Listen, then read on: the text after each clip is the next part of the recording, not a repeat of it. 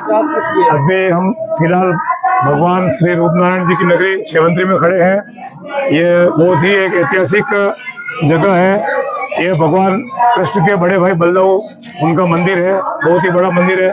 और इस मंदिर के ऊपर भी पीपा क्षत्रिय दर्जी समाज के द्वारा वर्षों से तो ध्वजा का परंपरा चली आ रही है, उसको निभाया जा रहा है।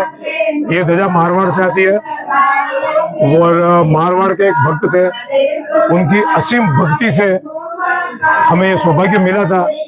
तो आज इस मंदिर के ऊपर और आज दसम के रोज यहाँ चढ़ती है 13 दसम को, और 11 को भगवान श्री चारुचराज के मंदिर में ध्वजा चढ़ाई जाएगी। ऐसी भव्य ध्वजा का प्रोग्राम वहां पर भी होगा। और ये ध्वजा मारवाड़ मेवा दोनों का संगम है। ये ध्वजा आती है मारवाड़ को समाज से, बीमारियां से आती है समाज से। और ये एक बहुत ही अच्छा सुरम्य स्थान है, देवताओं का स्थान है। चारों तरफ यहाँ देवताओं के बड़े बड़े स्थान है, देखने लायक। लोग बाग दर्शनार्थ को आते हैं। बाजू में लक्ष्मण झूला है, यहाँ से 2 किलोमीटर दूर राम जी, भगवान राम का मंदिर है, हनुमान जी का मंदिर है। और एक ऋषि हुए थे श्रृंगी ऋषि, उनका भी यहाँ बहुत बड़ा मंदिर है, उसको भी लोग बाग काफी देखने को आते हैं। और दूर दराज से लोग हर साल आते रहते हैं और लाखों की तादाद में आते रहते हैं। और यहाँ पर होली जलने के दूसरे दिन से तो फागों का मेला चलता है, 15 दिन तक चलता है। 15 दिन तक 4 बजे में भी चलता है कंटिन्यू। और लोग यहाँ आते हैं, आनंद लेते हैं, भगवान के दर्शन करते हैं, अपनी मस्ती में मस्त रहते हैं और एक दूसरे के साथ प्रेम से रहते हैं। जो चेतना समाज में जा रही है और क्या प्रयास कर रहे हैं? ये चेतना एक समाज में बड़े आयाम छू रही है। जो पहले इतिहास में पुराने जमाने में जो जैसे एकलिंगनाथ भगवान के जो कलश चढ़ा था, वो कलश चढ़ाने में जो कलश भगवान वो चढ़ाने के समय क्या है, वो कलश चढ़ा नहीं था। तो भाई ऐसी क्या कमी रह गई, उस कमी को पूरा करने के लिए वो बुलाया गया। तो वो कलश नहीं चढ़ने के कारण उन्होंने सबको बुलाया। तो दरबार ने एक हमारे धारेश्वर जी थे, वो धारेश्वर जी की तनख्वाह बाकी थी, वो वहाँ पानी पिलाते थे। तो धारेश्वर जी जो थे वो दर्जी थे, तो उन्होंने तनख्वाह बाकी थी, तो इसलिए वो कलश वहां नहीं चढ़ पाया। तो उसको बुलाया, धारेश्वर जी को बुलाया गया। बुलाने के बाद भाई तू ये कलश चढ़ाना है हमारे, तो क्या इच्छा है, जो क्या सैलरी तेरे बाकी है जो ले लो।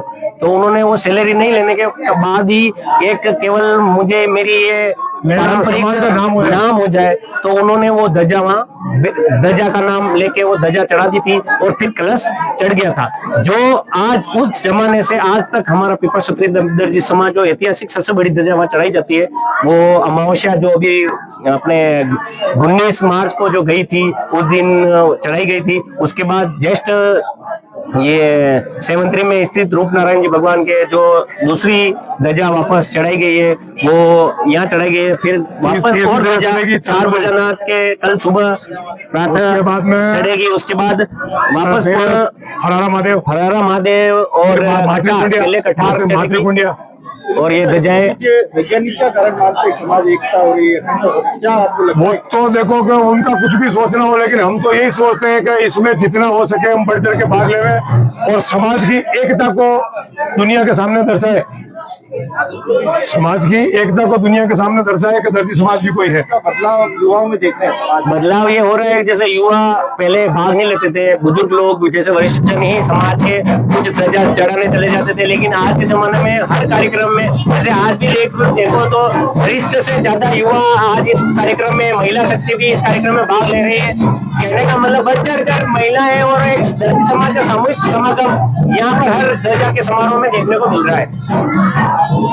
और इसमें ये जो ध्वजा है, ये जो ध्वजा का प्रोग्राम जो है, जैसा कैलाशपुरी में उनके हिसाब से हुआ था, वो ही प्रोग्राम यहाँ संत हुए थे हमारे भीख जी चौहान, उनके सानिध्य से ये काम पूरा हो रहा है। और उनकी तपस्या से ही ये ध्वजा का चढ़ाने का जो शुभ अवसर हमको मिला है। और भगवान से हम यही प्रार्थना करते हैं ये प्रोग्राम इसी तरह आगे से आगे बढ़ता रहे। जय हिंद, जय विभाजी की।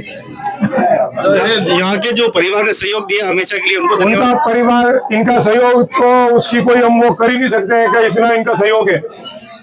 आज से नहीं, वर्षों से इनका सहयोग चला आ रहा है और हम इनके बहुत बहुत आभारी हैं।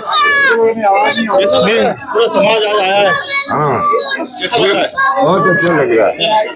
बहुत बहुत धन्यवाद। ये हमारे करण दीवान जी जो कि मारवाड़ की धन्य तरह से ध्वजा लेकर के आते हैं और इनके सानिध्य में ही हम ये कार्यक्रम कर रहे हैं। वाह रे वाह, भाग्यशाली। बहुत बड़े भाग्यशाली है हम तो।